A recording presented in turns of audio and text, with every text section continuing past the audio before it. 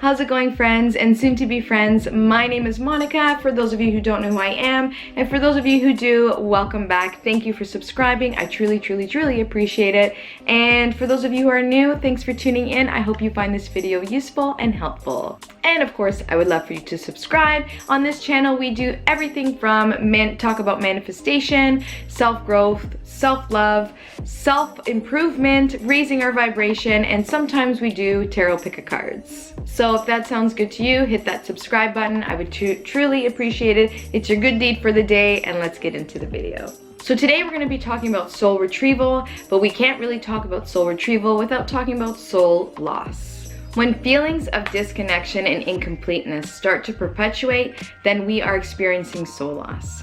Soul loss is basically when a piece of our essence, a piece of our soul, removes itself in order for us to help us cope with any pain due to major traumatic events in our life. So as we grow up, we go through these moments in our life of, experiences of pain and trauma. And sometimes they're just a little too much for us to handle. And in order for us to cope or for us to keep going through life, soul loss can occur. And usually this happens the first time. It can actually happen in utero, depending on how your environment is in the womb, based on your mother and how she treated herself.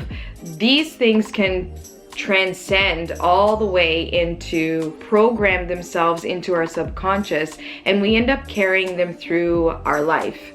Also, ego comes into play here, because as we are growing and as we are developing, our ego develops as well. And the ego is not a bad thing. The ego actually is here to protect us, and it is sort of a survival mechanism so that we don't all do something irrational with our lives. So the soul is ever existing, it's ever conscious.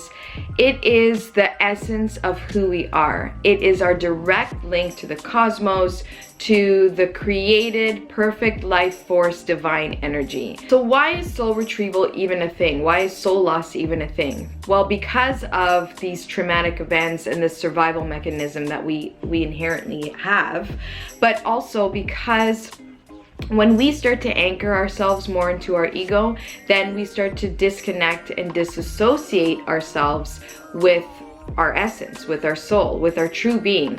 And in psychology, this is called disassociation.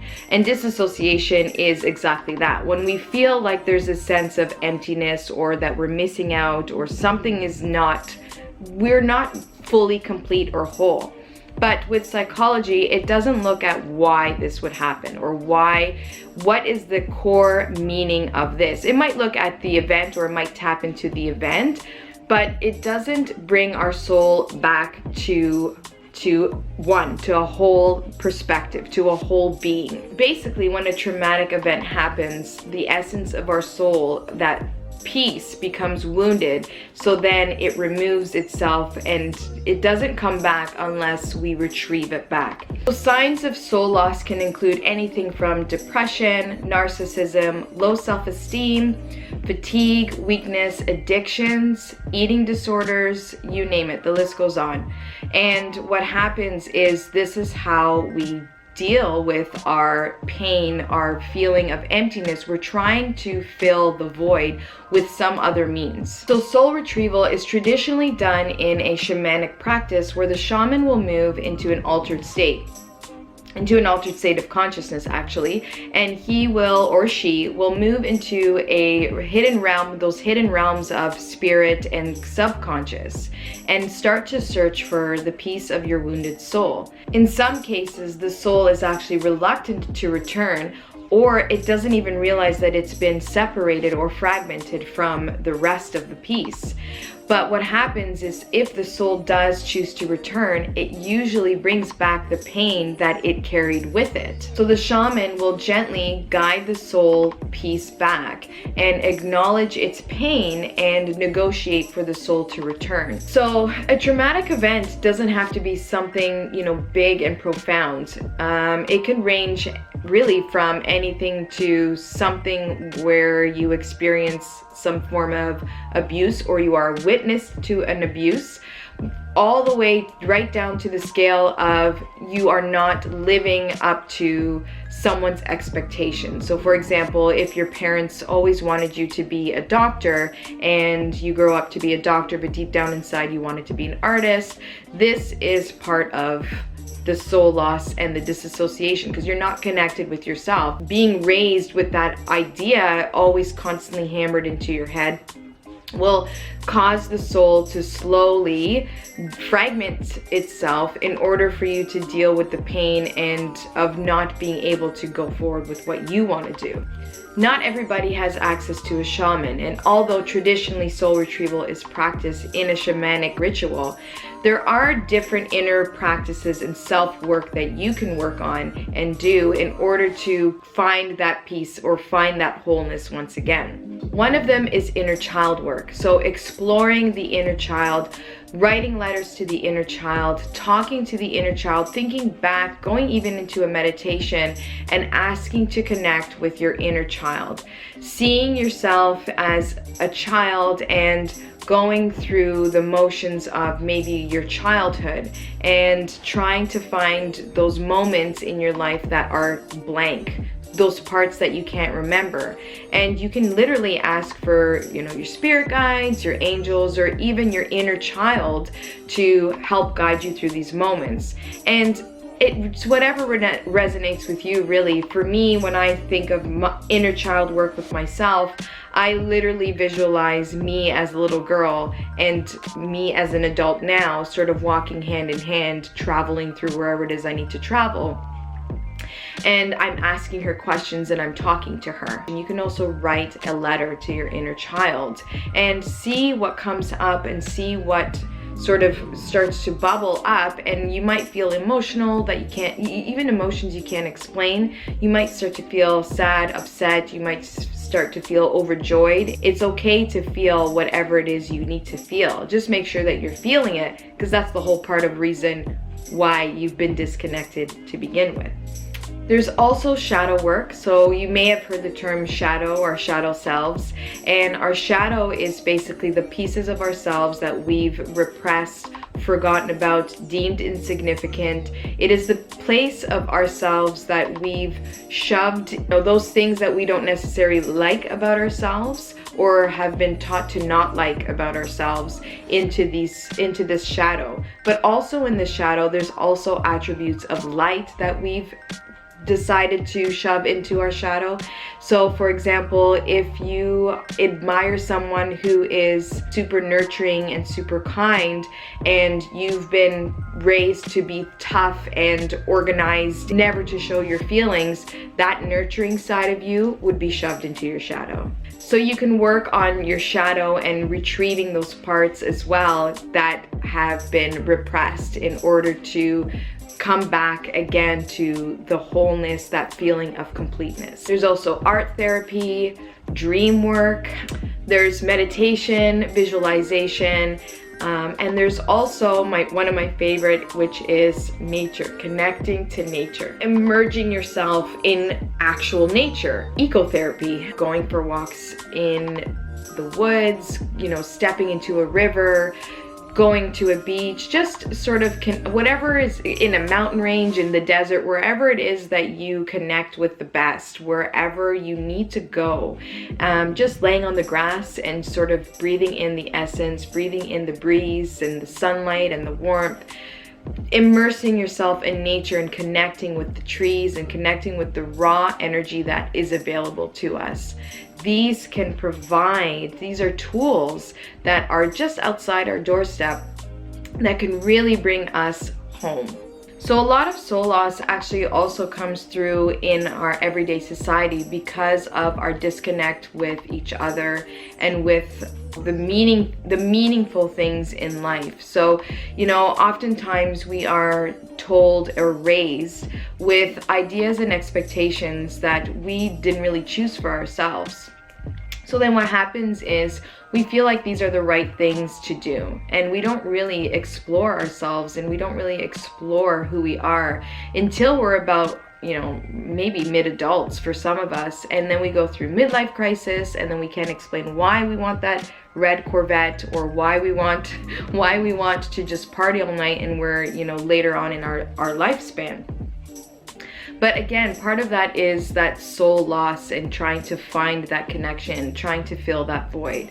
So it's not necessarily a horrible thing to experience soul loss, because at the end of the day, if we become aware of it, then we can use it in order to help us become an even better version and an even more authentic version of ourselves.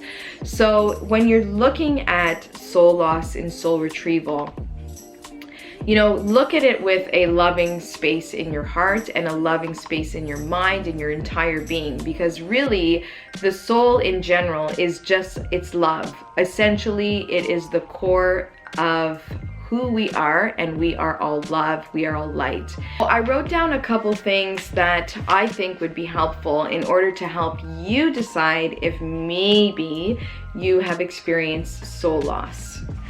So the first one is, if you have a difficult time staying present in your body, if you are having a difficult time being in the very moment that you're in, if you're always scattered, and I get it, like, you know what, life is busy, 100%. But if you're constantly thinking about the future, thinking about the past, thinking about anything other than the very moment that you're in, chances are something about the being in the present, or something about being still with yourself, is frightening. And maybe this is a sign of soul loss, because of maybe the potential of this pain being brought back into your consciousness that you don't want to deal with.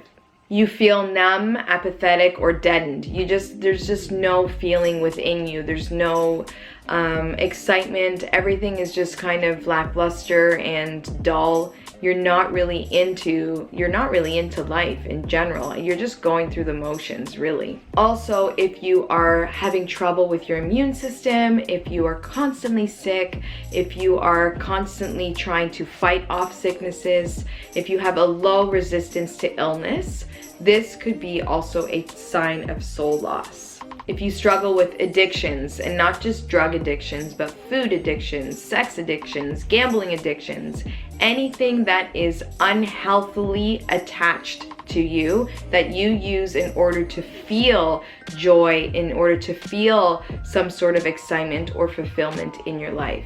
And then it could also go on from being stuck or having difficulty of moving forward from a divorce or the loss of a loved one. Oftentimes we feel like a piece of ourselves has gone with them, and sometimes that can actually be the case. And what happens is we connect ourselves through energetic cords to people that we decide to connect with, but sometimes these cords don't get broken, and even when someone passes on, their energy is still there. Their energy is still in existence. Their soul is existing. Their essence is still very much present. And those energetic cords that we have still connect to that being, to that person, to that essence. So when we feel like a piece of us has moved on with them, that is the wounded side of us. That is the wounded side of the soul. It really becomes a moment of, how do I deal with this? But when that feeling doesn't quite go away, of being void or emptied, or a piece of us is missing, that soul loss is there. This might be one of those times too where soul retrieval might need to come into play in order for us to find a different avenue to express our missing of that person. So if you are thinking about doing soul retrieval or starting the process on your own, I would definitely recommend a support system of some sort, a group of people or someone that you can talk to that you trust, or at least to be an ear. I would also recommend journaling your experiences while you're doing your soul retrieval work, while you're doing your inner exploration. And last but not least, definitely pick a couple areas in your life. So, take it slow and steady. Don't try and tackle everything all at once. Plus, it can be very overwhelming if you don't have access to a shamanic practitioner, like I mentioned before. Some of these inner work practices can be helpful. And if you feel like you're that alone, maybe you don't have someone close to you that you can talk to about this, then reach out to somebody in a community where they might understand about soul retrieval, about self-growth, about anything. If you have any comments or if you have any questions, you can leave them in the comments below, or you can message me directly. I can leave my contact information in the description box below in case any of you want to reach to me privately and ask me a question. I am here to serve, so no worries about that. And that is a wrap on soul retrieval and soul loss. Please feel free to subscribe and share. I would love for you to join and come back and see me. And yeah, stay tuned for my next video, and I will see you all. Much love and have a great one. Bye.